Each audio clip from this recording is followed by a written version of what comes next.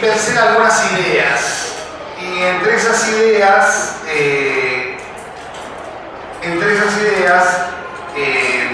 encuentro, en una primera idea pensé en 3 motivos para analizar la práctica. Un primer motivo es la formación, ¿sí?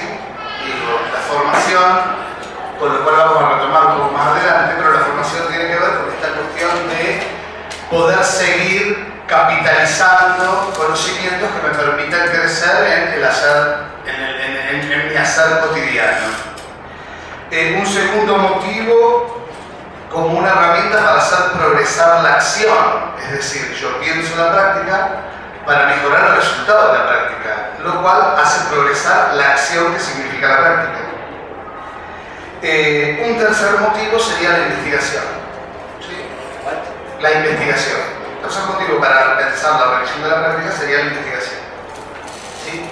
Es decir, poder analizar o poder explorar estos conocimientos en términos de formación un poco más científicamente. Una segunda idea que me parece importante traer es la revisión de la práctica como una herramienta de formación profesional, de afirmación de la profesionalidad, ¿sí? Es decir, del desarrollo profesional. Tiene que ver con nuestro desarrollo profesional, poder pensar o repensar lo que hacemos. ¿Y por qué? Porque nuestro trabajo es un trabajo cuyo objeto es de circulación social. Nosotros no manejamos, nosotros no vemos el resultado de nuestro trabajo, pero sí podemos tener control, o podemos repensar, o podemos analizar, o podemos ver, o podemos objetivar el proceso de ese trabajo. ¿Sí? Porque el proceso también es un objeto social, pero es un objeto social sobre el cual tenemos dominio. El resultado no tenemos dominio sobre él, porque además no lo vemos. El sujeto con el cual nosotros trabajamos es un sujeto inacabado. Por tanto, nuestro resultado nunca es definitivo, entonces no tenemos observación sobre eso. Y una tercera idea, digo, sobre la cual vamos a empezar a trabajar a partir de este primer momento, es que en realidad es difícil pensar la práctica. ¿Sí? Porque hasta ahora veníamos bárbaras, las 2 primeras ideas estaban bárbaras. Ahora la tercera idea es difícil pensar la práctica. Pero es difícil pensar la práctica, ¿por qué? Porque ¿qué podemos hacer? Bueno, nos juntamos y nos contamos lo que estamos haciendo. ¿Y qué hacemos con eso? Nos contamos lo que estamos haciendo. Ay, yo hago esto, ay, Sara hace aquello, ay, no hace lo otro, Pedro hace lo otro, y bueno, ¿qué hacemos con todo el relato? Además de tomamos unos mates y cortamos una tarta. Hacemos un compilado y damos un libro. Bueno, también es difícil porque uno dice, bueno, intercambio de especialistas, que no somos nosotros, quiero aclararlo por favor. Ustedes pondrán un sujeto de supuesto saber, pero el sujeto de supuesto saber es imaginario. Ustedes están poniendo nosotros un saber imaginario que está en ustedes o está flotando por el aire. No está en nosotros. Quiero decir, para que ninguno se vaya con las expectativas y decir, yo pensé que iba a escuchar otra cosa. Bueno, ustedes pensaron, no tenemos dominio sobre esa transferencia. Pero en realidad, cuando uno piensa la práctica en términos de discusión de especialistas, es o prescriptivo o descriptivo. En realidad no me incluye, ¿sí? No me está incluyendo. Si los prácticos, es decir, los que llevamos adelante la acción, somos los que nos ponemos a discutir la práctica, lo primero en lo que caemos es en el juicio de valor. Yo, la verdad, como Juanita dio la clase, una cagada. Yo hubiese hecho esto, aquello, lo otro. Claro, ese juicio de valor lo puedo llevar adelante porque en realidad esa clase ya está objetivada, esa práctica ya está objetivada y la puedo pensar con una tranquilidad, es más, de bizcochito, mate y chacleta. ¿Sí? Mientras la otra tuvo que ayudarla en la interacción con los sujetos y pensar, y que cuando Juanito levantó la mano y dijo, pero señorita, y ella no lo tenía pensado ni planificado. Y porque además esta cuestión de la interacción entre nosotros cuando discutimos la práctica pone en juego ideología y no técnica, ¿sí? Pone en juego lo ideológico, es decir, de dónde nos paramos para mirar lo que estamos haciendo, de dónde nos paramos en términos pedagógicos, ¿no? Y no didácticos. Entonces, no estamos discutiendo didáctica, estamos discutiendo en algún punto cómo vemos al otro como sujeto alumno o no alumno. Y además es complejo hablar de práctica porque en realidad la práctica es inédita. Yo puedo planificarla, puedo pensarla, puedo anticiparla, puedo preverla, pero en la acción concreta, la práctica va a ser otra, va a ser diferente a la pensada, ¿sí?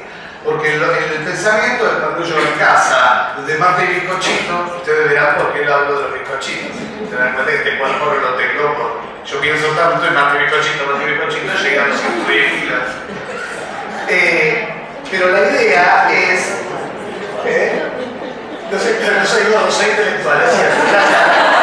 Gracias.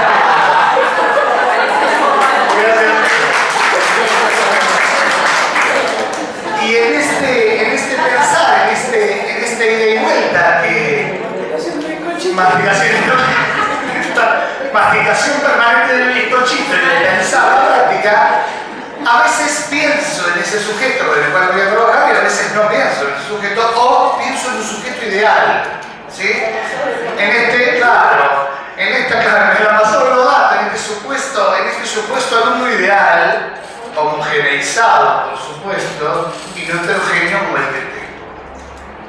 Entonces, bueno, en este primer momento, cuando nosotros pensamos esta línea de idea, a mí me surge ahora la pregunta a todos ustedes en ¿qué piensan que es una práctica?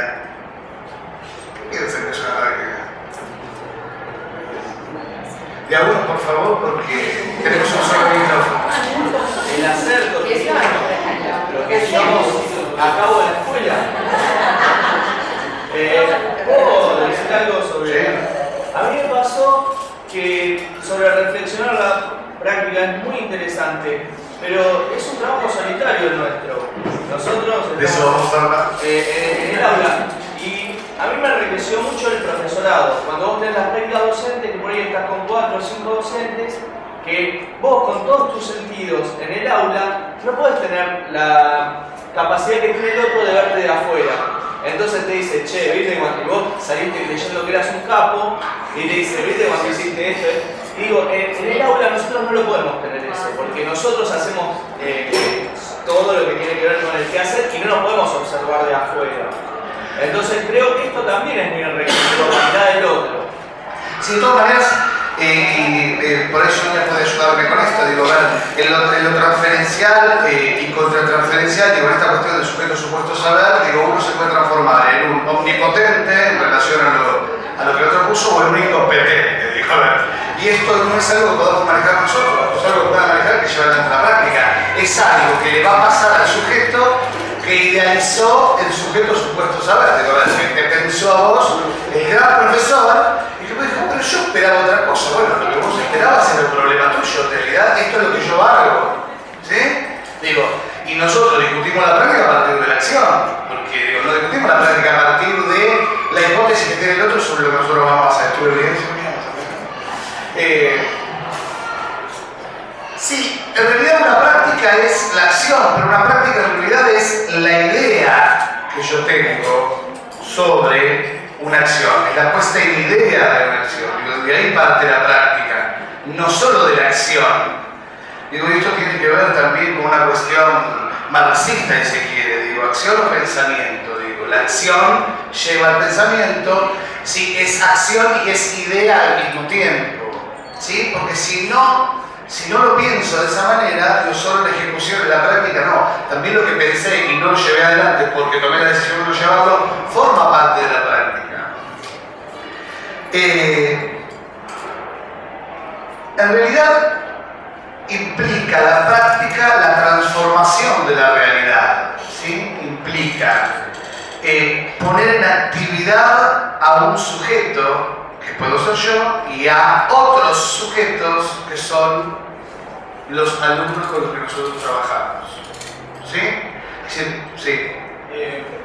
Yo coincido con este concepto que dijiste, digamos, en la visión o el paradigma freudiano, en el concepto de que el docente ya no detenta la verdad, sino que construye, en el momento que educa, está aprendiendo con el otro. De esa ruptura, digamos, de concepto, es donde quizás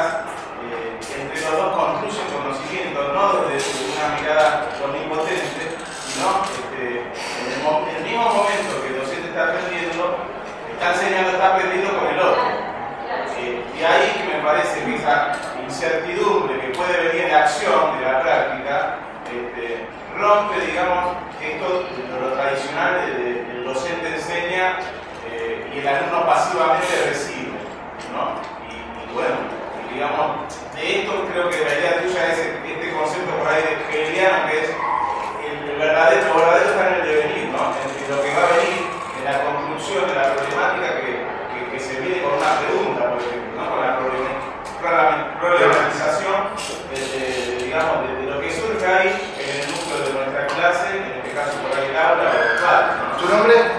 Ricardo. Ricardo, sí, pero si bien abono al interaccionismo y a la interacción y a la relación que se da entre el sujeto educador y el sujeto educado, no dejo de lado la anticipación, ¿sí? Es decir, trabajo sobre la problemática, pero trabajo sobre la estrategia. Vamos a avanzar en eso un poco más adelante, pero digo, a ver, no dejo de pensar el problema, pero no deje de prever el campo estratégico, ¿sí? A ver, en mi campo de acción y en la heterogeneidad del aula, pienso los distintos campos de acción a los cuales yo voy a someter mi práctica y pienso diferentes estrategias de abordaje en función de ese campo. Digo, si bien tiene que ver con un enriquecimiento, tiene que ver también con esta cuestión del sostenimiento teórico. Digo, no puedo hablar de revisión de práctica, que yo voy a avanzar más adelante con eso, pero no puedo hablar de revisión de práctica si no hablo también de relación con la teoría. Digo, esto como para dejarlo sentado. Digo, sí, no es, llego, abono la problemática y a partir de ahí interacciono con los alumnos y resuelvo la problemática o resolvemos juntos. Si bien tiene que ver con eso, pero también tiene que ver con previsiones y anticipaciones nuestras de campos posibles, y esos campos posibles que yo preveo como campos posibles, que pueden no ser todos los que se ven, pero previendo los campos posibles, preveo estrategias posibles de abordaje de ese campo, lo que me permite a mí poder sostener anticipadamente una práctica un poco más cerrada en términos de acción concreta y de transmisión, ¿no? Digo, porque nosotros, y yo no sé para qué un esquema porque avanzo y vuelvo, pero digo, cuando nosotros estamos hablando de revisión de práctica, estamos jugando en tres planos. Estamos jugando en enseñanza, formación y profesionalización, que no es lo mismo, porque la hipótesis no es la misma, porque los sujetos intervinientes no son lo mismo, digo, pero nosotros, los docentes, jugamos vamos oscilando entre la enseñanza, la formación y la profesionalización todo el tiempo cuando realizamos práctica. Pero es interesantísimo y cuando vuelva sobre eso, lo voy a contar. En esta cuestión de qué es la práctica, digo, la práctica permite, el análisis de la práctica o pensar la práctica permite pensar identidades profesionales en algún punto. Cuando yo pienso la práctica, pienso identidades profesionales y nos vamos aliando los que pensamos de la misma manera. Lo dijo Pedro el día de la apertura, digo, todos los locos caímos acá en el fondo y terminamos en una cuestión de pensar la práctica supervisiva de la misma forma, terminamos generando una identidad profesional que en términos más interesantes terminó siendo una identidad colectiva, ¿sí? Digo, entonces la práctica también me permite generar una identidad.